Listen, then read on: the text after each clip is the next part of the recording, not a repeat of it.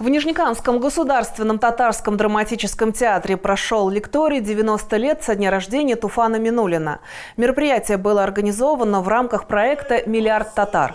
Спикером лектория выступил Рустам Галеев, директор и художественный руководитель Нижнекамского драмтеатра. Гости мероприятия узнали о жизни и творчестве драматурга, публициста, заслуженного деятеля искусств Туфана Минуллина.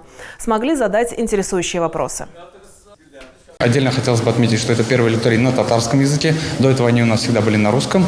Вот в Нижнекамске, в татарском драматическом театре, за что им огромное спасибо. Очень приятно посотрудничать с местом, где я когда-то сам был, когда-то еще в детстве, будучи школьником, я сюда приходил. Мы смотрели вместе с учителями спектакли. И вот теперь я сам вот уже выхожу на сцену, уже здесь работаю. Это очень приятно, очень интересный опыт. Выдающийся татарский драматург Туфан Минуллин очень любил театр. Его пьесы ставят не только на татарском языке. Они идут во многих российских театрах и всегда пользуются успехом, поскольку поднимают самые важные для каждого человека проблемы.